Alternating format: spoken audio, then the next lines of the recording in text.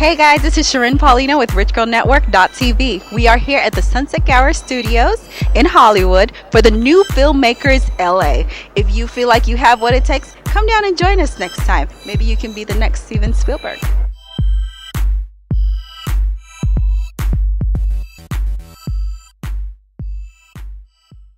The project is a feature documentary entitled Shadows of Liberty, and it's a film we worked on for about 5 years, and we're presenting it here today at the event New Filmmakers Los Angeles. It's a film about the media monopoly in the United States. It's how five corporations manipulate and control information. That sounds really intriguing. Now, where did the idea come from? The idea, we were really inspired by a book by Ben Bigdickian. He wrote a book entitled The New Media Monopoly. Ben Bigdickian is one of these groundbreaking, amazing American journalists. In the 1950s, he was one of the first ones to write about the civil rights movement on a national level. He was the editor of the Washington Post. And in the early 80s, he wrote this book and saying that we need independent media, we need real information, true information, and we don't have it when it's filtered through a corporate filter. Well, I love it. Sounds fantastic. I can't wait to see it, and congratulations on being here. Thank you so much. Thank you so much. Trent, tell us a little bit about what your film's about. The film's really, at its core, its theme is about national identity. It's about, in the case of this film, what makes an Australian an Australian. And what does make an Australian an Australian? That's the eternal question. Whether you're an American, an Australian, or an Englishman, or a Korean, whatever you are, what gives you the right to associate yourself with a particular nationality? What are the characteristics that define you as belonging somewhere? So what do you think the mystique is for being Australian? Because everywhere you go in the world, there's this sort of mystique. For me, it's like this whole outback camping thing, and I think of that when I think of Australia, and there's a mystique for me with it. So what do you think? That's really interesting. Just to give you an idea, about 88% of the Australian population live in big cities on the coast. So the idea of that outback persona is not the reality at all. And see, that's something that I'm trying to address when when I sat down to write this, the perception versus the reality. And in this particular story, we have an immigrant who's an Iraqi gentleman who's driving a taxi cab, and we have a guy in the back who looks like he's an Australian in his, ethnicity. He's white, he wears a suit, he goes to an office, but he's completely lacking in imagination, whereas the man in the front, who isn't born in Australia, imbues, an ethos of, hardworking, generous of spirit. Mateship is a very important concept in Australia. Right. The idea of looking after others. And he seems to embody that more than the guy who you would pick out as being the Australian who's sitting in the back of his cab. What made you decide on this particular project? That's a really good question. It actually came about in response to the 2007 federal election, when the Conservative government, desperately trying to hold on to power, made identity politics their kind of principal, way of attracting voters. I found it really unpalatable. It was really distasteful. It was something that had always been on the fringes of Australian politics, well, maybe for the last 30 years prior to that, and they brought it back front and centre in a really cynical way. And it made me angry, and so I sat down and I wrote something. Now, I wrote this particular story because the actor that plays the taxi driver, the Iraqi, is a very close friend of mine, and he's quite well known in Australia for playing, the buffoonish ethnic type. Right. We call them in Australia colloquially the wog. Okay. And he's always kind of the comic foil, but in real life, he's the smartest, warmest, most capable person I know, and he's an incredible human being. He's a lawyer, a criminal lawyer, and he's a self-made man. He owns restaurants all over Melbourne in Australia, and yet he keeps getting cast as these buffoons. And I wanted to write something for him that showcased his talent and his warmth, but also addressed this really kind of political idea. So what do you think that we're going to come away with when we see your project? That's a really good question. Look, first and foremost, I write because I want to entertain. And I'm hoping people are entertained. Then I like to pose questions. And I'm not one for imposing answers. So when people see the film, I think it's going to leave them with a lot of questions to answer. I love that. Well, I'm intrigued, and I can't wait to see it. And congratulations, and have fun tonight. Thank you so much. We have beautiful Tanya Goldberg, the director of Great Western. So what intrigued you about this project? It was a great script, and it was a script that told, I think, a really important story. I think with short films, it's a real challenge to actually tell a meaningful story. So many short film scripts that I come across are kind of a gimmick, and have a sort of a one trick pony, and they're there to make you laugh. And I think that there's an absolute place for that. It's fantastic, but but this script was really trying to say something meaningful and do it in that short format. So it was, I thought a very, very skillful piece of, a short piece of filmmaking to attempt. So that was exciting to me. And the political point it's making is a really important one. Not so much, even the politics it addresses in terms of what's going on in Australia and immigration politics and identity politics, but also in terms of what it is to be a human being of grace, and to be the person you most want to be in the world, I guess. Is it a 20-minute short, 30-minute short? 10 minutes. 10-minute film? Yeah, it's very, very compact storytelling. Yeah. So a 10-minute short with so much information, what was challenging for you in terms of putting it together as a director? It was, it was written as a kind of chamber piece between these two. So it's really a piece between a dialogue between these two actors, and yet the whole thing is set in a moving taxi. So that was a real challenge, a practical challenge for the piece. Shooting the whole thing, shooting at matching locations, using a low loader, and these things are expensive. Short films have no money, so it was challenging on that front. And then the really exciting challenge for me was about working with two extraordinary actors and eliciting great performances from them. Well, how exciting. I'm so proud of you. And thank you for taking a moment and chatting with us, and have a wonderful time tonight and enjoy your screening. Yeah, it's so exciting to see with an audience, always. So it's a real... A little nerve-wracking too, huh? Oh, yeah, I guess... A little bit of nervous flutter in the stomach kind of thing. A little bit, but at this point, it's done. There ain't nothing I can do to change what's on that screen now. So, Well, thank you so much for talking with us, and have fun tonight. Thank you. My name is Abby Miller, and the film we have screening tonight is Congratulations, which I co-wrote and starred in along with Brian Dietzen. And I co-wrote it and starred in it as well. Okay, so first, I guess the first question is the story. Where did it come from? How was it inspired? Well, we were writing another project that was a much bigger endeavor. It was just more expensive, and Way we more decided we expensive. wanted to shoot something that we could actually shoot. Yeah. So the best piece of advice I think we got was write from what you know, and so we decided to do that. Okay, so without giving too much away, but still intriguing us, what is this project about? It's about a couple who have hit a fork in the road, and they kind of have to decide whether they're going to stick it out or not. And you're the couple. We are the Yes. couple. And in the movie, he asks her to marry him, and she says, "Why would you want to ruin this?"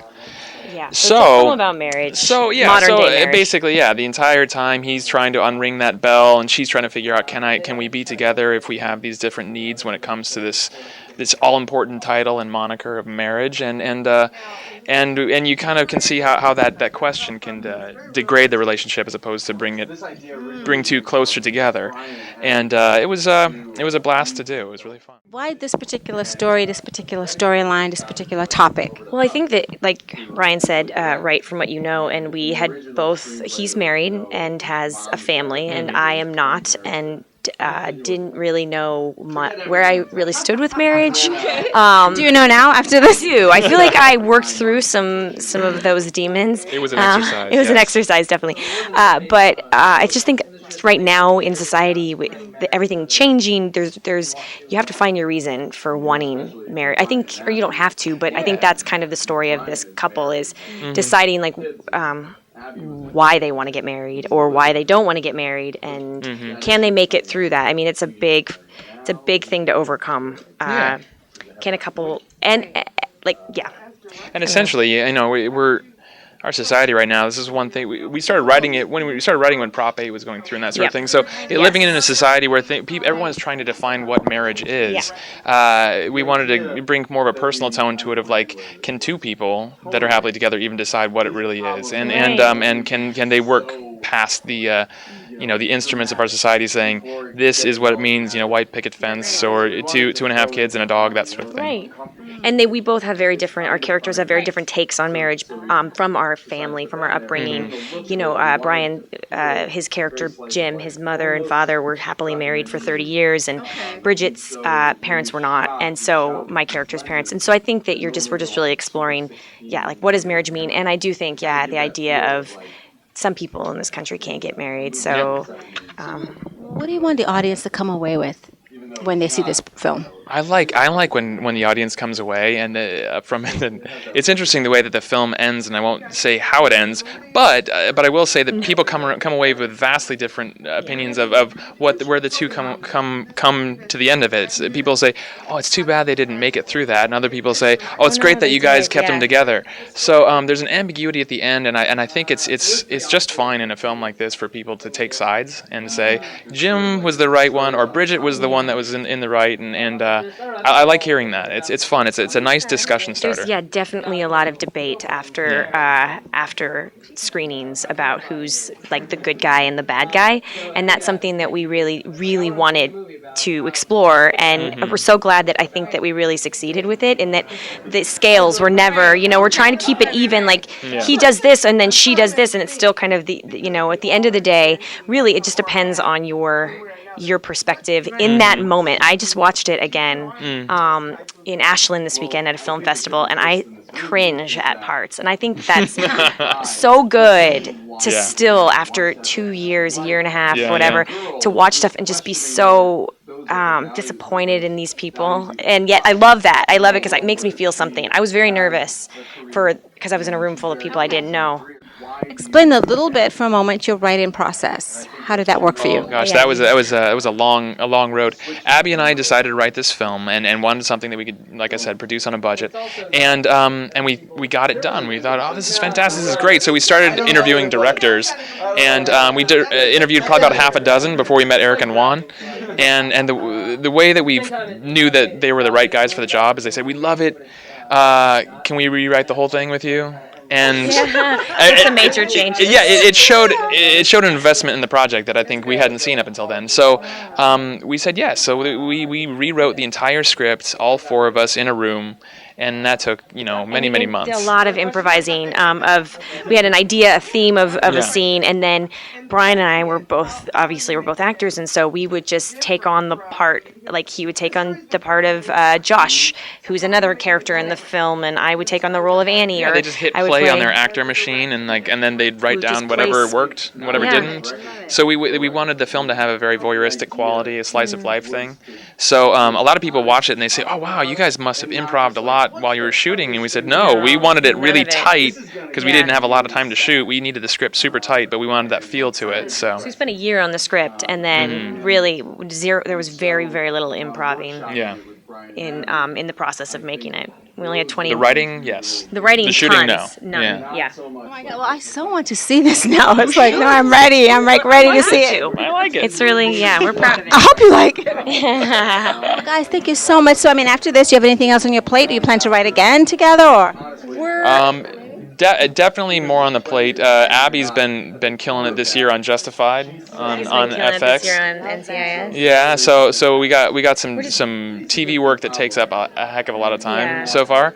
But we're both writing. But both writing. I think all four of us are writing, which is pretty great. Yeah. So as many lines in the water as possible. Yep. Juan and Eric, the fabulous directors of Congratulations. So, the challenges doing this project. I want to hear about that first. Challenges. Oh boy, challenges. I think from just a story perspective, there's a lot of very personal, not baggage, but personal things that are in the movie that I think we mine from our lives. And it was hard to be honest enough to put it on screen. I think that was a big challenge from the more theoretical challenges. And of course, in the more practical sense, shooting a feature for such a small amount of money is always tough. Getting all those people on board and putting it all together. And your time-wise, what was the time slot for shooting? We shot for 23 days and then went back for 3 days. We went on the road and picked up some stuff. When you read the script, what was it about the script that got you excited? Well, when Brian and Abby came to us with the original script, what got us excited was that the issues of whether or not marriage is sort of a valid thing right now is something that Juan and I would talk about a lot. We were kind of writing our own stuff about that. At the time, we were getting closer to 30, and in serious relationships, that's right there. That's It's that moment. right on the tip of everyone's tongue. I don't. is what Abby said in the movie. Yeah, I think that, and then we took that little gem and we kind of rewrote that script for the 9 months. But at its core, it's still about that fear of whether it's commitment or whether it's being someone for the rest of your lives. I think it's a terrifying idea. Well, your thoughts on it on a personal level. What are your thoughts? About marriage? My thoughts about marriage? Of course. I get it. I get how that. I get how that statement. works. All right. It is ambiguous because I think all you can kind of do is look at examples out there, and you'll see a lot of examples of well, you guys shouldn't have gotten married ever. But then the diamonds in the rough, and I really think it is that the good marriages are few and far between, but the good ones seem like a pretty good time. Okay. Yeah. All right. What about you? I share a lot of that similar. Yeah, it's sometimes hard to imagine how it would possibly work after so many years. Right, Especially when every example, most of my examples in my life are of it not working. Gotcha. Yeah. But then, not that there's anything wrong with it not working. I'm trying to get out of get out of this hole that I just said that. And my parents are like, what do you mean by that, kid? Watch this clip, okay? Don't watch it. Hi, Mom and Dad. So let's talk a little bit about you guys as directors together. Tell me about working together as a team. Well, the way that it typically works is Juan goes and talks to the actor, and I'll talk to the DP, and then we'll talk to each other, and Yeah, we've been working together for 10, 11 years. Okay, so how do you, if there's a conflict in something, or not a conflict, but let's say you think of something and he thinks, how do you resolve those kinds of issues? Usually the issue of Juan and I having conflict doesn't come up too much on set. Okay. That comes up before we shoot. Right. And then we just argue with each other until a resolution is reached. Yeah, but usually by the time we're actually shooting, I think we're on the same page. We think very similarly, which is probably why we work together for so long. Okay, great. And you can always do, one more take to say, well, let's try this. Let's try it this way. And I think having that other voice really helps. There's a lot going on when you're shooting a movie. And having a person there who you trust, completely, who shares the exact same goal as you, that's a good thing to have on set. So what do you want the audience to come away with after seeing this film? I would love it if they really thought about their relationship and other relationships they know, and whether if they could have gotten through a similar situation, or I think there's a lot of heart at the end of the movie and a lot of really relatable stuff. And I think usually when people watch it, they do talk about the characters and themselves a lot, which I think is the cool part.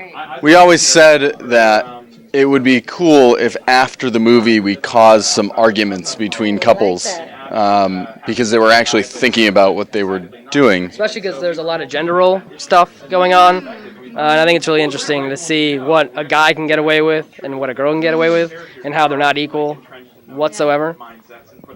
Guys, well, I'm really proud of you, and it sounds exciting, and I can't wait to see the film. And so many issues about dating and marriage, and you're right, and I think it really resonates right now with this time with online dating and people trying to really connect. I think you're at the perfect time with this film. Thank you. Yeah, you are.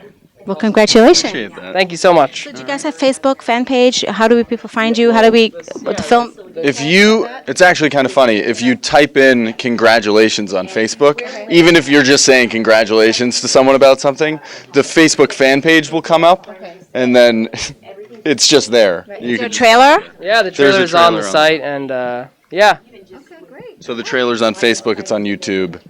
It is on the internet. Okay, well, thank you guys. I'm gonna find you. Thank you so Thank you. much. Have fun tonight.